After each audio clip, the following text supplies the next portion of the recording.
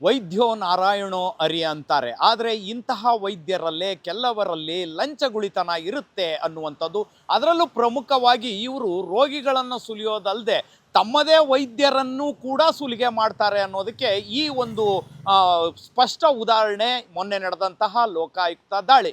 Doctor Bhujabali ಯಲಗುಂದ್ರಿ ಅನ್ನುವಂಥವರ ಮೇಲೆ ಇವರು district leprosy officer, ಹಾಗೆಯೇ ಏನು ಕರ್ನಾಟಕ ಪ್ರೈವೇಟ್ ಮೆಡಿಕಲ್ ಕ್ಲಿನಿಕ್ಗಳನ್ನು ಮಾಡುವಂತಹ ಎಸ್ಟಾಬ್ಲಿಷ್ಡ್ನ ನೋಡಲ್ ಆಫೀಸರ್ ಆಗಿದ್ದಾರೆ. ಇವರಿಗೆ ಒಂದು ಕ್ಲಿನಿಕ್ ತೆರಿಬೇಕು ಅಂತ ಹೋಗುವಂಥ ಒಬ್ಬ ವೈದ್ಯರ ಹತ್ರ ಲಂಚಕ್ಕೆ ಬೇಡಿಕೆ ಇಡ್ತಾರೆ. ಈ ಲಂಚಕ್ಕೆ ಬೇಡಿಕೆ ಇಟ್ಟ ವಿಚಾರ ಗೊತ್ತಾದಂತಹ ಡಾಕ್ಟರ್ ಸುನಿಲ್ ಕುಮಾರ್ ಎಬ್ರಿ ಆ್ಯಂಡ್ ಟೀಮು ಅವರನ್ನು ಲೋಕಾಯುಕ್ತ ಕೆಡ್ಡಕ್ಕೆ ಯಾವ ರೀತಿ ಕೆಡುವುದು, ಏನಿದು ಪ್ರಕರಣ ಅಂತ ಚರ್ಚೆ ಮಾಡೋಣ.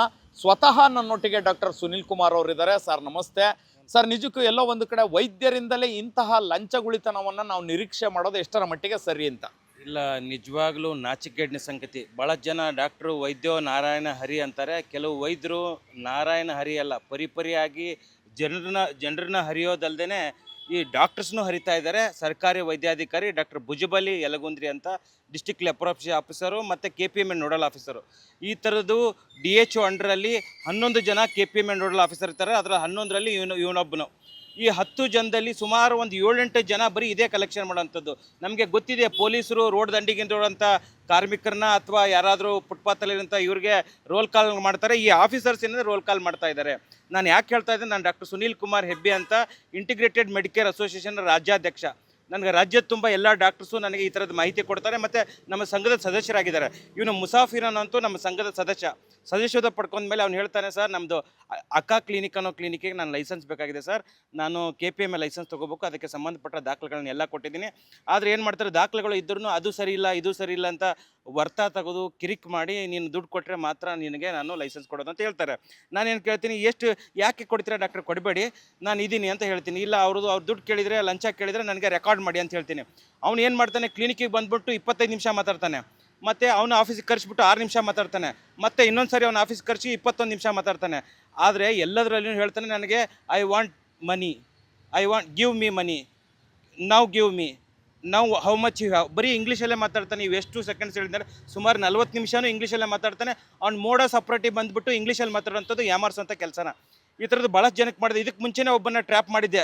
ಆವಾಗಲೂ ಹೇಳಿದ್ದೆ, ಇವೆಲ್ಲ KPMN ನೋಡಲ್ ಆಫೀಸರ್ಗೆ, THOಗಳಿಗೆ, DHOಗಳಿಗೆ, ಈ ಡಿಸ್ಟಿಕ್ ಹೆಲ್ತ್ ಆಫೀಸರ್ ಅಂತ ಇರ್ತಾರೆ. ಇವತ್ತಿನ ಡಿಸ್ಟಿಕ್ ಹೆಲ್ತ್ ಆಫೀಸರು ಇವಾಗ ನಿನ್ನೆನೇ ಅವರು ಇದು ತೊಗೊಂಡಿದ್ದಾರೆ, ಓತು ತೊಗೊಂಡಿದ್ದಾರೆ, ಅವರು ಜಾಯಿನ್ ಆಗಿದ್ದಾರೆ.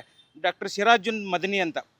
ಮೊದಲು ಡಾಕ್ಟರ್ ರವೀಂದ್ರ ಮೇಟಿ ಅಂತಿದ್ರು. ಅವಾಗಿದ್ದಾಗಲೂ ನಾನು ನಕಲಿ ಡಾಕ್ಟರ್ಸ್ ವಿರುದ್ಧ ಹೋರಾಟ ಮಾಡಿ ಒಬ್ಬನಿಗೆ ಜೈಲು ಕಳಿಸಿದೆ. ಈ ವಿಚಾರ ಏನಂದರೆ, ಈ ವಿಚಾರದಲ್ಲಿ ಡಾಕ್ಟರ್ ಭುಜಬಲಿ ಒಬ್ಬನೇ ಅಲ್ಲ, ಈ ಸಿಕ್ಕಿರೋನು ಮಾತ್ರ ಕಳ್ಳ, ಸಿಗದಿರೋನು ಕಳ್ಳ ಅನ್ನೋಂಥ ಕಾಲದಲ್ಲಿ ಇದ್ದೀವಿ.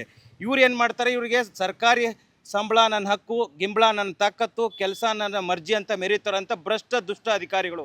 ಇವರು ಭ್ರಷ್ಟರು ಮಾತ್ರ ಇಲ್ಲ, ನಾನು MLAನಗೋ MP ಗೋ ಚಮಚಾಗೋ ಈ ಚೇಲಾಗಳಿಗೆ ನಾನು ಪೋಸ್ಟಿಂಗ್ ಮಾಡ್ಕೊಂಬಂದಿದ್ದೀನಿ, ಅವ್ನು ಏನು ಮಾಡ್ಕೋತಾನೆ ಅಂತ ಮದದಲ್ಲಿದ್ದಾರೆ. ಫೋನ್ ಮಾಡಿದರೆ ಯಾವನು ಫೋನ್ ಎತ್ತೋದಿಲ್ಲ.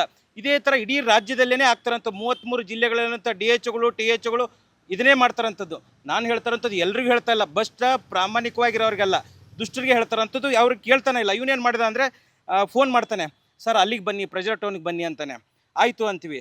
ಮಧ್ಯಾಹ್ನ 2:15 2ನೇ ತಾರೀಕು ಡಾಕ್ಟರ್ಸ್ ಡೇ ದಿನವೇ ಅವರಿಗೆ ನಾವು ಕಾಲ್ ಮಾಡ್ಕೊಂಡಿರ್ತೀವಿ. ವೈದ್ಯ ದಿನದ ಶುಭಾಶಯಗಳು ಡಾಕ್ಟರ್ ಸರ್ ಅಂತ ನಾವು ಮೆಸೇಜ್ ಹಾಕ್ತೀವಿ. ಹಾಕಿದ ತಕ್ಷಣ ಏನು ಮಾಡ್ತಾನೆ, 2ನೇ ತಾರೀಕು ಅವತ್ತು ಬರಲ್ಲ, ಪಾರ್ಟಿ ಮುಗಿಸ್ಕೊಂಡು ಏನೋ ಹೋಗ್ಬಿಟ್ಟಿರ್ತಾನೆ ಅನ್ಸುತ್ತೆ. 2ನೇ ತಾರೀಕು ಸಿಗ್ತಾರೆ. ನೀವು ಡಾಕ್ಟ್ರೇ ಎಲ್ಲಿ ಸಿಗ್ತೀರಾ ಅಂತ ಕೇಳ್ತಾರೆ. ನಮ್ಮ ಹುಡುಗ ಕೇಳಿದ ತಕ್ಷಣ, ಇಲ್ಲ DHO ಆಫೀಸ್ಗೆ ಬಂದುಬಿಡು, ಇಂದಿರಾನಗರ ಮೆಟ್ರೋ ಸ್ಟೇಷನ್ ಹತ್ರ ಅಂತ ಹೇಳ್ತಾರೆ. ಆಯಿತು ಅಂತ ನಮಗೆ ಗೊತ್ತಾಗುತ್ತೆ. ತಕ್ಷಣ ಅಲ್ಲಿ ಹೋಗ್ತೀವಿ. ಹೋದ ತಕ್ಷಣ ವ್ಯಕ್ತಿ ಏನು ಮಾಡ್ತಾನಂದರೆ, DHO ಚೇಂಬರಲ್ಲಿ ಡಾಕ್ಟರ್ ಸಿರಾಜುನ್ ಮದನಿ ಚೇಂಬರ್, ಅದು ಅವ್ರ ಚೇಂಬರ್ ಅಲ್ಲ ಅದು. ಅವರೆಲ್ಲ ಹೋಗಿರ್ತಾರೆ. ಅವ್ರ ಚೇಂಬರಲ್ಲಿ ಇವರು ದುಡ್ಡು ಇಸ್ಕೋತಾರೆ. ದುಡ್ಡು ಇಸ್ಕೊಂಡು ಜೇಬಲ್ಲಿ ಹಾಕೋತಾರೆ, ಹಿಂಗೆ ಸೊಂಟದಲ್ಲಿ ಜೇಬದಲ್ಲಿ ಹಾಕ್ಕೊಂಡು ಈಗ ಹೋಗ್ಬಿಡ್ತಾನೆ. ನಮ್ಮ ಹುಡುಗ ಸಿಗ್ನಲ್ ಕೊಡ್ತಾನೆ. ನಮ್ಮ ಲೋಕಾಯುಕ್ತ ಟೀಮ್ಗೆ ಫುಲ್ ರೆಡಿಯಾಗಿ ಬಂದಿರುತ್ತೆ.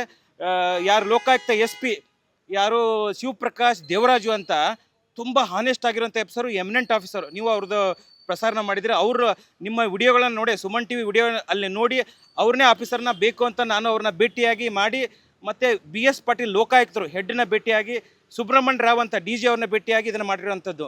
ಈ ಕೆಳಹಂತದ ಲೋಕಾಯುಕ್ತ ಅಧಿಕಾರಿಗಳ ಮೇಲೆ ನನಗೆ ನಂಬಿಕೆ ಇಲ್ಲ. ಯಾಕಂದರೆ ಭಾಳಷ್ಟು ಕೆಲವು ಟ್ರ್ಯಾಪ್ಗಳನ್ನು ಮಿಸ್ ಟ್ರ್ಯಾಪ್ ಆಗಿಬಿಟ್ಟಿದ್ದಾವೆ. ಆ ಕಾರಣಕ್ಕೆ ಅವ್ರನ್ನ ಭೇಟಿಯಾದಾಗ ದಕ್ಷ ಅಧಿಕಾರಿ ಶಿವಪ್ರಕಾಶ್ IPS ಅವರು ಏನು ಮಾಡ್ತಾರೆ, ಇಲ್ಲ ಇದು ಡಿಮಾಂಡ್ ಇದೆ, ಕೆಲಸ ಪೆಂಡಿಂಗ್ ಇದೆ, ಈ ವ್ಯಕ್ತಿನ ಟ್ರ್ಯಾಪ್ ಮಾಡಬೇಕು ಮಾಡಿ ಅಂತ ಹೇಳ್ಬಿಡ್ತಾರೆ. ಅವ್ರಿಗೆ ಗೈಡೆನ್ಸ್ ಕೊಟ್ಟ ತಕ್ಷಣ ಪೊಲೀಸರೆಲ್ಲ ಸಪೋರ್ಟ್ ಮಾಡ್ತಾರೆ. ನಾವು ಎಲ್ಲ ಗೈಡೆನ್ಸ್ ಕೊಡ್ತೀವಿ. ಆ ವ್ಯಕ್ತಿ ಸುಮಾರು 6 ತಿಂಗಳಿಂದ ಚಲನಲ್ಲಿ ಇರುತ್ತೆ. ಏನು ಮಾಡ್ತಾನೆ, ಆ ದುಡ್ಡನ್ನು ಪ್ಯಾಂಟ್ ಸೊಂಟದಲ್ಲಿ ಇಟ್ಕೊಂಡ್ಬಿಡ್ತಾನೆ. ದುಡ್ಡನ್ನ ಸೊಂಟದಿಂದ ಕೆಳಗಡೆ ಚಡ್ಡಿ ಇಲ್ಲ ಪ್ಯಾಂಟಿಂದ ಪಾರಾಗುತ್ತೆ. ಅವಾಗ ಹಿಡಿದು ಲೋಕಾಯುಕ್ತ ಟ್ರ್ಯಾಪ್ ಮಾಡಿ ಅವನನ್ನು ಕೋರ್ಟಿಗೆ ಪ್ರೊಡ್ಯೂಸ್ ಮಾಡಿ ಮುಂದಿನ ಕಾರ್ಯಾಚರಣೆ ಮಾಡ್ತಾ ಇದ್ದಾರೆ ಪೊಲೀಸರು. ಈಗ ಕೊನೆಯದಾಗಿ ನಾನು ಕೇಳುವಂಥದ್ದು, ಎಲ್ಲೋ ಒಂದು ಕಡೆ ನಿಜಕ್ಕೂ ಇಡೀ ರಾಜ್ಯದಲ್ಲಿ ಮೆಡಿಕಲ್ ಮಾಫಿಯಾ ಅನ್ನುವಂಥದ್ದು ತುಂಬಿ ತುಳುಕ್ತಾ ಇದೆ. ಅಂತಹ ವೈದ್ಯರು ಸಾಕಷ್ಟು ಜನ ಲಂಚ ತಗೊಳ್ಳೋರು ಇದ್ದಾರೆ. ಎಲ್ಲರನ್ನೂ ಈ ಒಂದು ಕಡಿವಾಣ ಹಾಕಿ ಒಂದು ಸ್ಪಷ್ಟವಾದಂತಹ ಸ್ವಚ್ಛವಾದಂತಹ ಒಂದು ಆರೋಗ್ಯಕರ ಸಮಾಜವನ್ನು ನಿರ್ಮಾಣ ಮಾಡ್ಲಿಕ್ಕೆ ಸಾಧ್ಯನೇ ಇಲ್ವಾ ಅಂತ? ಇಲ್ಲ, ಖಂಡಿತವಾಗ್ಲೂ ಸಾಧ್ಯ ಇದೆ. UT ಖಾದರ್ ಅವರು 2 ಬಾರಿ ಆರೋಗ್ಯ ಮಂತ್ರಿ ಆಗೋದು, 2ನೇ ಬಾರಿ ಆರೋಗ್ಯ ಮಂತ್ರಿ ಆಗೋದು, ಅದಕ್ಕೆ ಮೊದಲು 5 ಬಾರಿ MLA ಆಗಿದ್ದಾರೆ. ಅವರು ಸಾಕಷ್ಟು ಸ್ಥಿತಿವಂತರು. ಅವರು ಮನಸ್ಸು ಮಾಡಿದರೆ ಆಗುತ್ತೆ. ಈ ಕಳ್ಳರು, ಖದೀಮ್ರು, ಭ್ರಷ್ಟು, ಲೋಫರ್ಗಳು, ಲುಚ್ಚಾಗಳು ಅವರಿಗೆ ಕೆಟ್ಟ ಹೆಸರು ತರ್ತಾರೆ, ಕಳಂಕ ತರ್ತಾರೆ. ಅವ್ರು ಮನಸ್ಸು ಮಾಡಬೇಕು. ಯಾವುದಾದ್ರೂ ಜಿಲ್ಲಾ ಆರೋಗ್ಯಾಧಿಕಾರಿ, THO, DHO, DLO, DTO ಯಾವನಾದರೂ ಲಂಚ ಕೇಳಿದರೆ ಅಥವಾ ನಕಲಿ ಡಾಕ್ಟರ್ ಕಡೆಯಿಂದ ರೋಲ್ ಕಾಲ್ ಮಾಡೋದಾಗಲಿ ಇದನ್ನು ಮಾಡೋದು ನಿಲ್ಲಿಸಬೇಕು. ಯಾಕಂದರೆ ಕೆಲಸ ಈಗ ಟ್ರಾನ್ಸ್ಫರ್ಗಳಲ್ಲೂ ದುಡ್ಡು ದಂಧೆ ಆಗುತ್ತೆ. ಹಾಗಾಗಿ ಪ್ರಿನ್ಸಿಪಲ್ ಹೆಲ್ತ್ ಸೆಕ್ರೆಟರಿ ಹರ್ಷ ಗುಪ್ತಾ ಅಂತ ಇದ್ದಾಗ, ಆಫೀಸರ್ ಇದ್ದಾಗ ಒಂದಿಷ್ಟು ಕಡಿವಾಣ ಇತ್ತು. ಇತ್ತೀಚೆಗೆ ಏನು ಮಾಡಿಬಿಡ್ತಾರೆ, ಕೆಲವು ಭ್ರಷ್ಟ ಅಧಿಕಾರಿಗಳು ಆಯಾ ಕಟ್ಟಿನ ಜಾಗಕ್ಕೆ ಬಂದಿದ್ದಕ್ಕೆ ಇದಾಗ್ತಾ ಇದೆ.